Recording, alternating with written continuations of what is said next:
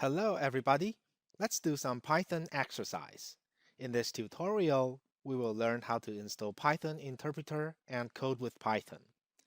Before we start coding with Python, we need to download Python interpreter first. We can get the interpreter on the Python website.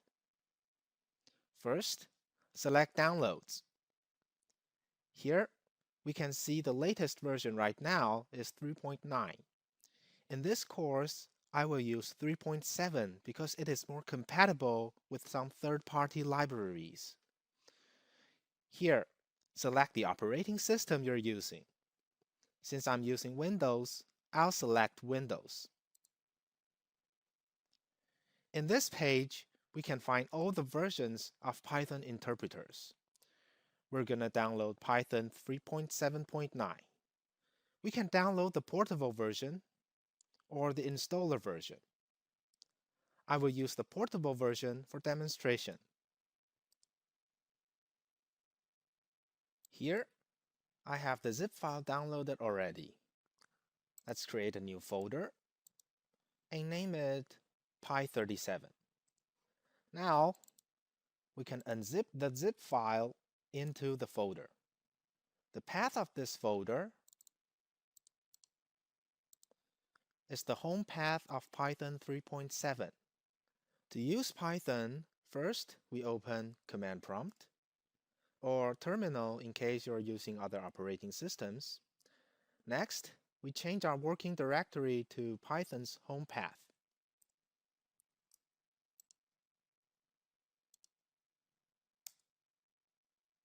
Then we simply enter Python. Now we can start writing our first program. Our first program is a program that does nothing but print out Hello World. We will use the print function to do this.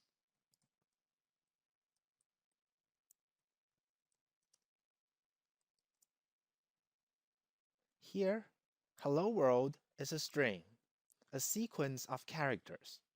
In Python, strings are enclosed in quotes. We can use single quotes, like I used over here. We can also use double quotes.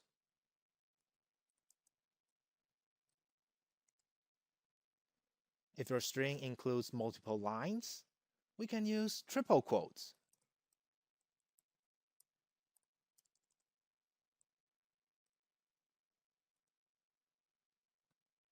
Now we have finished our first Python program. This is the most basic way to use Python. However, if we're doing large project, this is not a very efficient way for coding. So I will introduce another way to code with Python. We will use the Anaconda and Jupyter Notebook for the rest of the course. We can get Anaconda from the Anaconda website. First, select Products. Here, we will use the open source distribution. Then, we click Download. Choose the version corresponding to your operating system.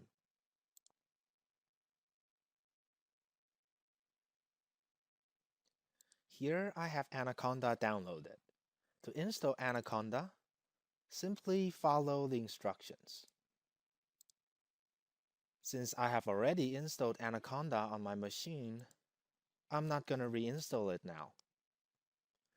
Now, let me show you how to use Anaconda. First, we open Anaconda prompt. Over here, we can see a string base between two parentheses. This string is the name of our current environment. Anaconda allows us to create virtual Python environment. This is very important when we are doing multiple projects, because we can create an isolated environment for different Python projects. Say I'm using Python 3.7 for this course, but I also have some other projects using Python 3.8. With virtual environment, I can create different environment for different projects. Base is the default environment. It is using Python 3.8 right now.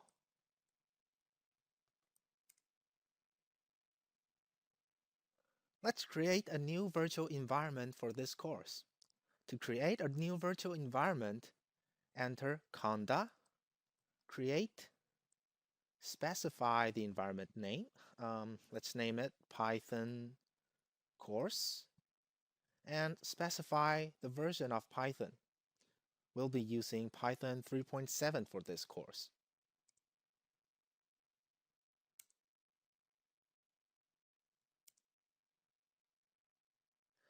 Now we have created our new environment. To check the list of all the environments, enter conda env list. Here's a list of our environments. If you want to remove an environment, say I want to remove Python 39, we can enter conda remove, specify the name, Python 39, and all means remove everything in the environment. Yes? Okay, now let's check if it's removed. Conda env list. Yep, Python 39 no longer exists. Now let's change our current environment from base to Python course. To change environment, enter activate Python course. Let's check the Python version right now.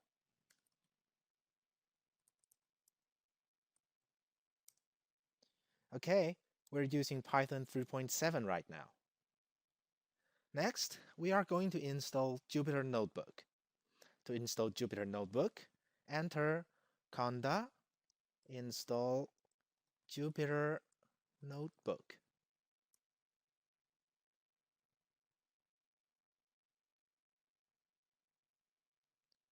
To open Jupyter Notebook, simply enter Jupyter Notebook. Your browser will pop up. We will use Jupyter Notebook on the browser. Let's create a folder for this course.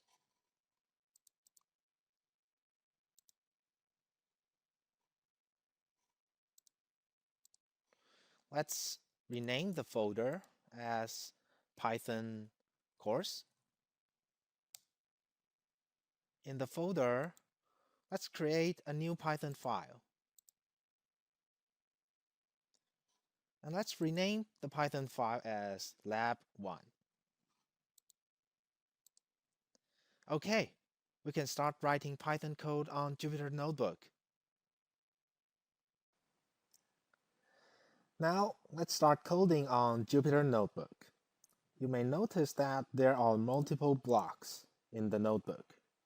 Some blocks are markdown blocks, like this block, and some are coding block, like this block. Markdown blocks are blocks that contain text for humans to read, and coding block contains the Python code. We can change the block type over here. First, let's review our Hello World program. We can hold string with single quotes, double quotes, and if we want to hold a string with multiple lines, we can use triple quotes. Next, I'm going to introduce a very important programming concept to you, the comments. Comments are human-readable text inside of our computer programs. They explain the meaning of our code. With comments, we can maintain our code much easier. In Python, we use the hash symbol to start writing a comment. Here we can see, comments are only visible to humans. Python interpreter will ignore the comments. If we want to write a comment with multiple lines, we can use triple quotes.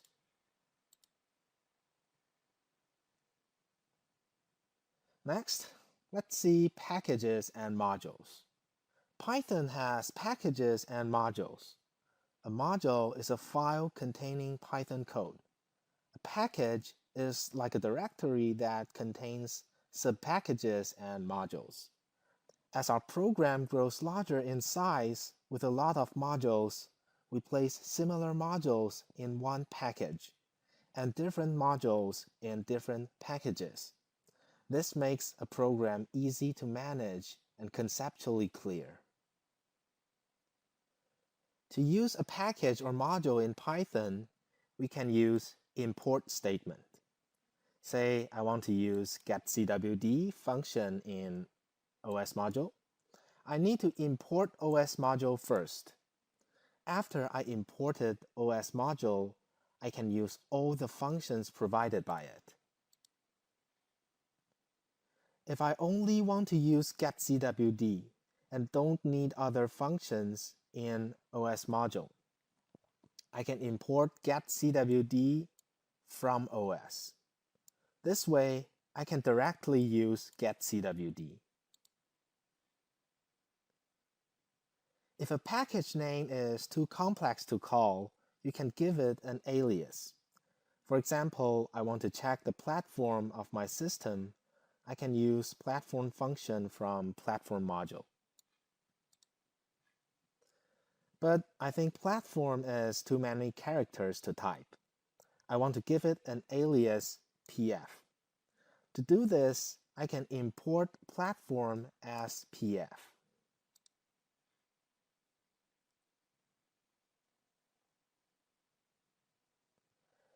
Next, let's see variables. Variables are containers for storing data values. A variable is a named location used to store data in the memory. Here, I declare variable a with value 1. A is the name of the variable, and 1 is its value. The value of a variable can be changed later in the program. Here, let's change a from 1 to 2. Next, let's see the rules for naming a variable. Variable names should have a combination of letters in lowercase, uppercase, digits, or underscore. We also should create a name that makes sense, so we can have a better understanding of the meaning of the variable.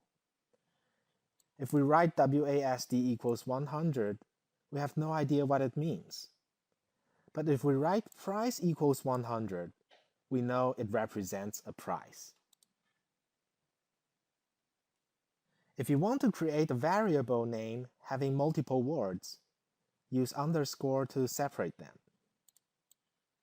For example, I can separate number of cats with 2 underscores. And don't start a variable name with a digit. This will cause an error.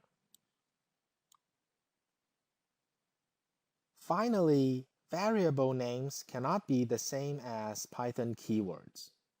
Let's take a look at Python keywords. Keywords are reserved words in Python. They cannot be used as variable names. There are 35 keywords in Python 3.7. If a variable name is a keyword, we get an error. There are 2 ways to check the list of keywords. First, we can import keyword module. We can get the list of keywords in the module.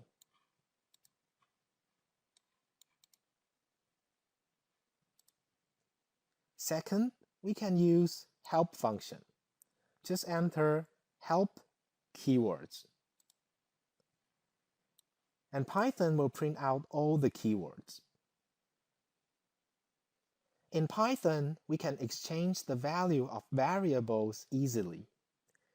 Here we set a equals to 1 and b equals to 2. To exchange the value of a and b, we simply write ab equals ba.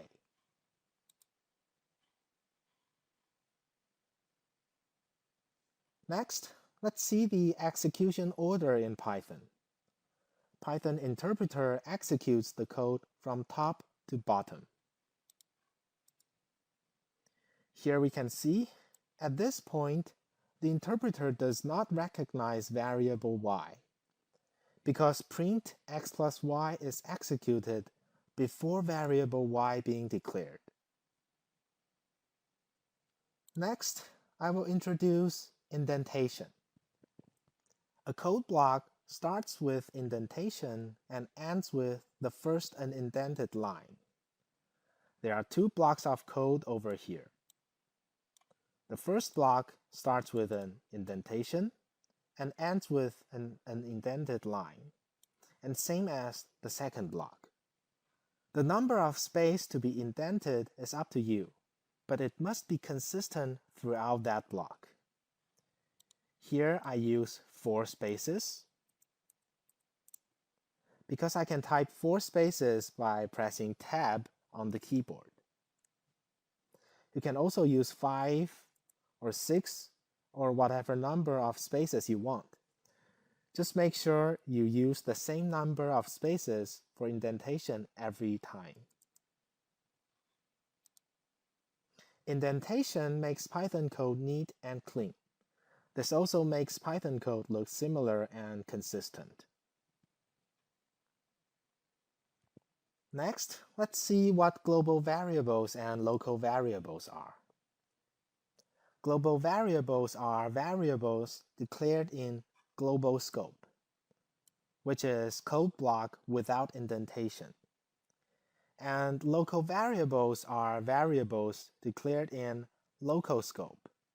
Basically, they are code blocks with indentation. Here, A and C are in a code block without indentation. They are global variables.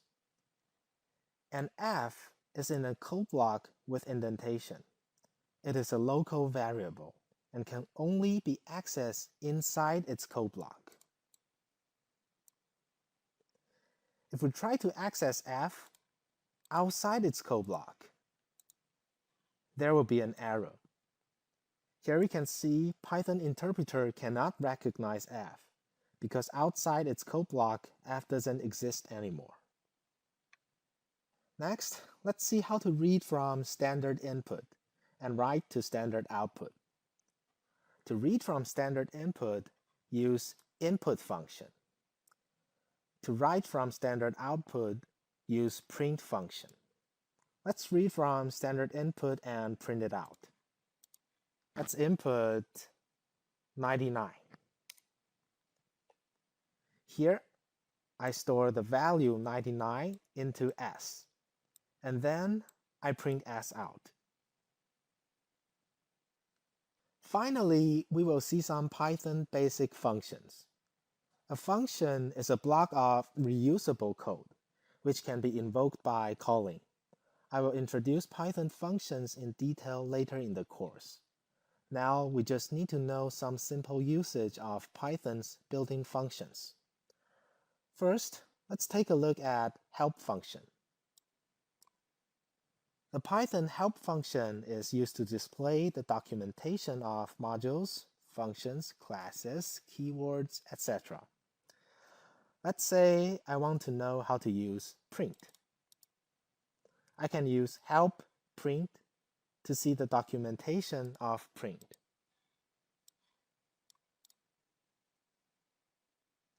Next, let's see ID function. ID function returns the identity of an object. This is an integer which is guaranteed to be unique and constant for this object during its lifetime. Basically, it is a unique and unchangeable ID for an object. I will explain Python object in detail later in the course. Basically, almost everything in Python is an object, including variables and functions. Let's declare a variable and check its ID. This is the ID of variable A. Next, let's take a look at type function. Type function returns the type of an object. There are different data types in Python. Every data in Python belongs to a type. I will introduce Python data type later. Now we just need to know with type function we can check the data type of an object.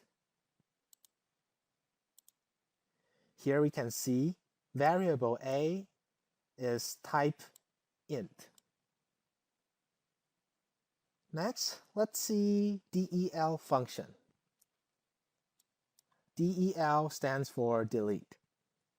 Delete function deletes an object. Here we create a variable a and then delete it.